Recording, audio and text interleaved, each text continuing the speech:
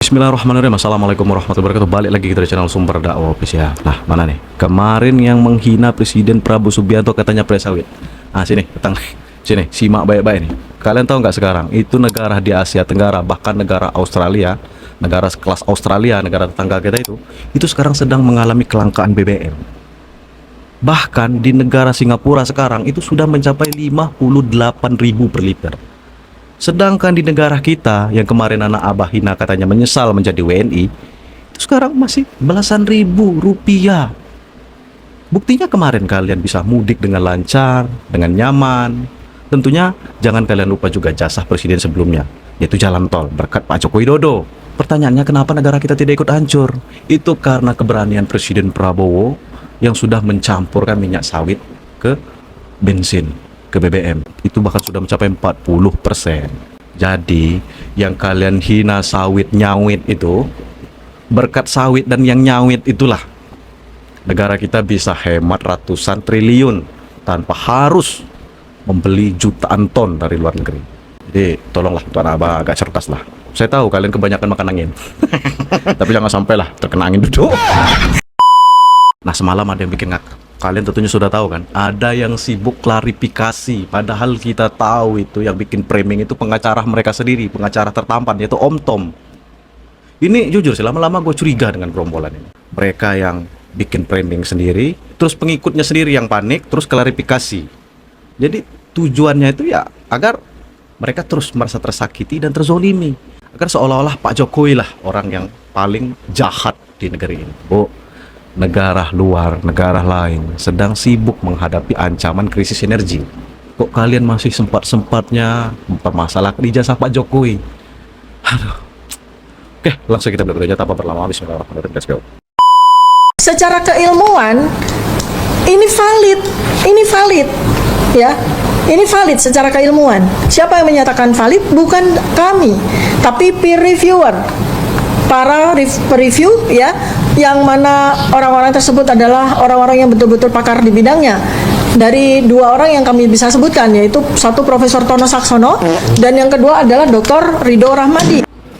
Dua orang, nah catat, dua orang. Entah siapa kita kurang tahu kan, pokoknya dua orang katanya ahli. Padahal di penyidik Polri itu lebih dari dua orang ahli. Dan yang kedua adalah otak politik Jokowi yang oleh netizen dinyatakan ini sebagai buku. Nah, yang kedua lebih parah nih, karena netizen. Allah Akbar, karena netizen. Catat tuh, Jokowi White Paper Jilid 2. Saya sampaikan ya, bahwa sekali lagi sebagai penegasan bahwa saya belum pernah dan tidak akan pernah insya Allah untuk mengajukan restoratif justice. Alhamdulillah, alhamdulillah. Kepada siapapun. Karena yang terjadi pada saya selama kurang lebih 1 tahun ini adalah kriminalisasi atas karya ilmiah, atas pekerjaan saya sebagai peneliti. Semua orang berhak untuk melakukan analisa menggunakan suatu aplikasi, suatu edukasi keilmuan, silakan. Tetapi tadi yang disampaikan oleh direktur, ini adalah harus berdasarkan keilmuan akademis dan saintifik, bersertifikasi. Nah, itu yang dua orang tadi yang aku peneliti, kita kurang tahu tuh. Suka-suka mereka. Ada sertifikasinya, seperti yang dilakukan oleh penyidik menggunakan Puslapor Polri dengan ISO 17024 tahun 2017. Kita kembalikan lagi, kajian yang dilakukan oleh pihak-pihak tersebut apakah sudah bersertifikasi. Orang yang melakukan itu adalah orang yang berkompetensi dan memiliki spesifikasi khusus nggak? Iya kan? Jadi kalau enggak hanya klaim saja ya? Ya bisa dikatakan seperti itu. Mana kasus menurut kasus Dia tutup buku, tidak mau minta maaf, tidak mau damai, masuk neraka Anda itu. Orang yang meminta maaf aja belum tentu dimaafkan. Betul. Ini nggak minta maaf mau dimaafkan, kebalik-balik. Pak Jokowi jangan mau. Dan negarawannya Pak Jokowi, moralitasnya Pak Jokowi itu hebat. Itu yang nggak Anda hargai. Gitu loh, nyalain aja kan. Dan saya minta kepada hakim supaya divonis seringan-ringannya. Coba, hebat nggak? Coba berdebat sama saya kapan? Saya hadapin. Mau dia terbuka, tertutup, ya Mas Roy, kita berdebat hukum. Om Roy, nih ini Jenderal Bintang 1 loh, ini nantang ada debat loh. Anda siapa? Saya siapa? Berkas perkara sudah di JPU. Kenapa kelompok tim Resora mengajukan saksi yang meringankan, saksi ahli? Dan penyidiknya mengiyakan akan diperiksa. Seandainya itu diperiksa di BAP juga, berkas sudah di kejaksaan. Dan setahu saya, saksi ahli, saksi yang meringankan itu nanti di persidangan tentang restoratif justice. Yang kayak Pak Edi Sujana, cerita apapun dengan berkunjung ke Pak Jokowi, apapun materinya, sudah RJ, sudah SP3, usah saja. Nah, persyaratan restoratif justice yang baru beda dengan yang lama. Tidak berlaku RJ itu terhadap mantan napi. Catat. Jadi mohon maaf untuk Om Ron. Dan terkhusus untuk Dokter Tipa tadi jangan kegeeran lah. Nah, Mr. Air kan mantan napi, ya. Dan kekuatan orang ini hebat sekali, panjang sekali nih. Tidak ada kasus sepanjang ini. Ada siapa? Biaya dari mana? Itu yang perlu diungkap. Kalau UGM-nya yang sudah menyatakan, bagaimana itu, Prof? Nah, jadi begini, sebenarnya ijazah itu hanya ada satu yang asli. Sementara UGM nggak mungkin punya ijazah asli. Mereka hanya ada register terhadap nomor ijazah. Dan juga di Kementerian Pendidikan Tinggi juga hanya register. Dan register itu juga sebenarnya mempunyai kekuatan hukum yang sama dengan ijazah. Kalau kita lihat, sama kekuatan hukum. Cuma memang ijazah secara lengkap kita lihat seperti sama nggak register dengan ijazah asli. Jadi kembali lagi memang ijazah itu harus ada dan dibuktikan dalam proses penyidikan itu. Jadi benar ya, kalau misalnya harus dibuktikan dulu ijazahnya asli atau tidak, baru kita bisa melihat apakah pasal-pasal lainnya itu bisa dibuktikan atau tidak. Ya, tapi ijazah itu tidak perlu dibuktikan di proses keperdataan. Karena nggak ada kaitan dengan pidana. Karena kalau di pidana itu dia melihat legitimasi terhadap suatu barang bukti didasarkan kepada dari siapa barang itu bukti itu dibuat dan instansi mana barang bukti itu dibuat. Jadi nggak perlu ke pengadilan. Hanya cukup dari lembaga yang memang sudah mengeluarkan ijazah itu. Nah, nanti tinggal instrumen dari proses penyidikan lah yang akan menentukan. Contohnya kan ada LEVOR ya. LEVOR kan pasti sudah ada. Puslapor dari Bareskrim sudah mengatakan bahwa ijazah itu asli. Ya, berarti kan mereka sudah memegang ijazah aslinya. Jadi kalau sudah memegang ijazah aslinya, tinggal dia memastikan itu adalah asli, dilegitimasi dan dikonfirmasi afirmasi dari lembaga yang mengeluarkan. Nah, itu sudah clear. Berarti dalam persidangan ini menurut Anda bisa langsung ya, bisa langsung membuktikan pasal-pasal soal penghinaan, pencemaran nama baik, fitnah, itu bisa langsung, tidak perlu menunggu ijazahnya asli atau Ya, tidak. sepanjang sudah dibuktikan bahwa ada ijazah asli dan ditunjukkan bahwasanya ini asli kepada penyidik dan penyidik sudah melihat, itu bisa dilakukan. Pak Jokowi, Anda kan sudah menjabat 2 periode ya, dan Tar. Sekarang jadi begini setelah dipecat dari staf MPR. Oke, lagi-lagi orang yang benci dengan Pak Jokowi itu penyebab orang pecatan, sakit hati. Oke, baru tahu kan, jujur baru tahu. sekarang ini sudah di akhir-akhir masa jabatannya. Ya sudah Pak, nanti pensiun seperti presiden-presiden sebelumnya aja Pak. Banyak kok ya, nggak perlu kayak seperti saat ini ya, sampai ngumpulin relawan begitu banyak di GBK kayak masa kampanye. Staf tenaga ahli Wakil Ketua MPR Lestari Murdijat, Rahma Sarita, dipecat dari posisinya lantaran melecehkan Pancasila. Mengenai hal itu, Rahma pun dipecat karena dirinya melecehkan Pancasila. Kok sakit hati dengan Pak Jokowi? Aduh. melakukan klarifikasi melalui cuitan di akun Twitter pribadinya pada Senin 14 Desember 2020. Pemecatan tersebut lantaran postingan yang sempat diunggah oleh mantan host TV itu terkait dengan pelesetan terhadap 5 sila dalam Pancasila dengan sebutan Pancasila versi negara Wakanda dengan lambang burung amprit menoleh ke kiri. Rahma Sarita mengunggah di akun Twitter soal Pancasila versi negara Wakanda. Pancasila tersebut yakni ketuhanan yang berkebudayaan, 2. kemanusiaan untuk golongan sendiri dan tidak beradab untuk golongan lainnya, 3. perpecahan Wakanda, 4. kerakyatan yang dipimpin oleh oligarki kekuasaan, dan 5. ketidakadilan sosial bagi yang berseberangan dengan penguasa. Lambangnya burung emprit noleh ke kiri. Lewat akun @rahmasarita ex penyiar Metro TV itu kemudian menuliskan permohonan maafnya. Perasaan orang-orang yang di barisan Anies ini orang-orang yang bermasalah. Sandro Suryo pernah melecehkan stupa Buddha kan. Ini juga melecehkan Pancasila. Yang menuliskan permohonan maafnya. Saya cek semua akun medsos saya penuh dengan komentar hujatan karena saya dianggap menghina Pancasila. Mohon maaf jika terjadi kesalahpahaman. Tulis Rahma Sarita. Tapi hebatnya yang disalahkan itu Pak Jokowi. Nah itu hebatnya anak apa tuh? 50 direwangi pingsan. 50.000 direwangi pingsan. Lah kok jenengan tampane Bu, 5.000 direwangi pingsan. Lah iku api-api Pak Jokowi ngei 50.000 buat THR kalian. Anies mana Anies? Ngasih THR enggak? Ganjar Pranowo ngasih THR enggak? Apalagi tuh Bu Megawati ngasih enggak? Jujur, gua malah curiga yang ngambil THR nggak Pak Jokowi itu jangan-jangan anak apa? Jujur, curiga banget. Tugasnya Pak Jokowi udah ngasih 50.000 pada komentar aja. Kalau nggak di Persik ngasih 15.000 pada komentar. Makanya orang tuh pada malas ngasih THR kalian udah ditanya 50.000 kurang bersyukur. Kalau terima pisan kenapa kamu tampani Bu? 50.000 kamu tampani. Kembalikan itu sama Pak Jokowi ya kan teman-teman. Banyak komentar udah dikasih. Masih komentar 50.000 diruangi pingsan. Emang tolol kamu. Oke Pak Prabowo, saya dipilih rakyat, saya siap mati bersama rakyat. Jujur Pak Prabowo, Anda itu tidak dipilih rakyat. Nggak ada rakyat milih Anda, yang milih Anda itu termul.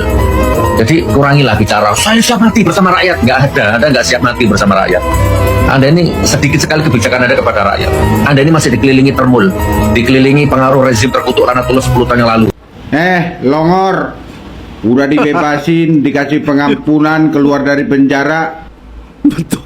Perasa ada pokoknya orang-orang yang pernah dibebaskan Pak Prabowo itu seperti Gus Nur kan, begitu juga Hasto.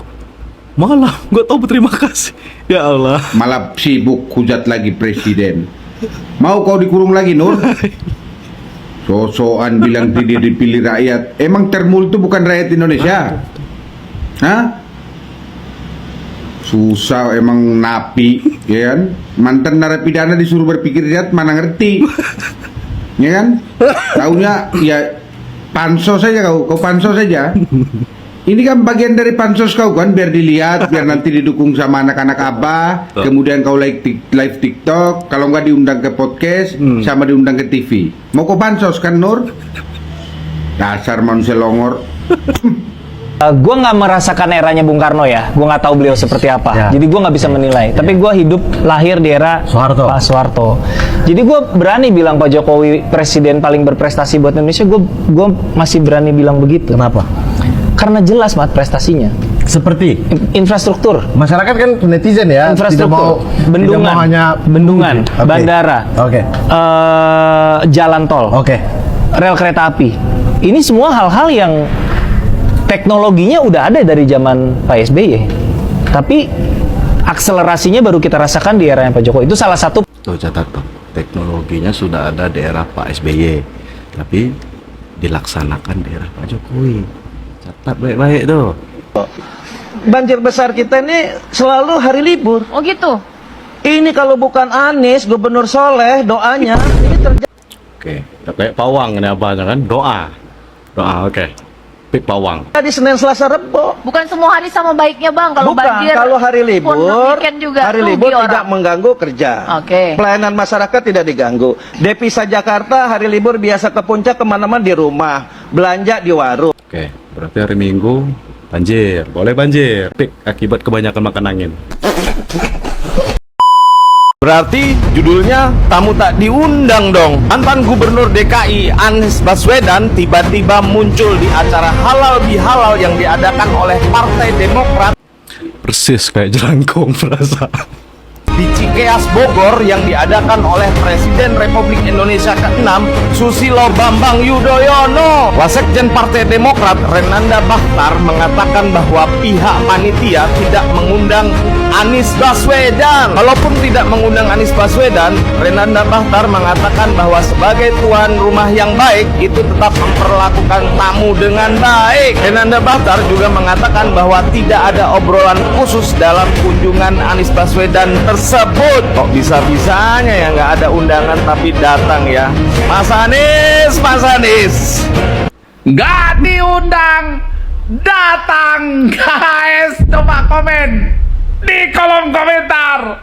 Orang yang nggak diundang terus datang, apa hukumnya guys? Komen di kolom komentar. Itu yang dilakukan Anies saat Bapak Presiden kita yang ke-6, Bapak SBY melakukan halal lebih halal. Anies tidak ada di daftar undangan tamu. Inilah ada kemiripan Anies dengan organisasi yang, waduh, pokoknya di mana ada hajatan, ada makan, disitulah ada abah. Kiamat bensin Asia, negara tetangga lagi hancur kehabisan bensin. Ini bukti nyata kenapa Indonesia wajib rapatkan barisan dan berhenti saling benci, biar nggak ikut tumbang teman-teman. Filipina, India, sama Bangladesh sekarang itu lagi hancur. Oh iya tuh India juga terkena imbas tuh. Hancuran kehabisan bensin, dan Indonesia bisa selamat dari kiamat ini cuma gara-gara konsep minyak yang kita olah sendiri. Contoh aja kayak sawit yang sering banget kena olok. Kalian harus lihat faktanya di lapangan teman-teman. Pas harga minyak dunia itu lagi mahal-mahalnya, duit kas negara tetangga habis karena nggak sanggup beli bensin dari luar. Hasilnya ya Filipina sekarang pada jalan kaki ke tempat kerja gara-gara pom bensin itu kosong. Dan harga bensin di Singapura itu udah tembus 58.000, tapi di Indonesia kalian masih bisa nikmati bensin belasan ribu, jalanan tetap lancar, bahkan kemarin pada bisa mudik santai kan. Pertanyaannya, kenapa kita nggak ikut hancur?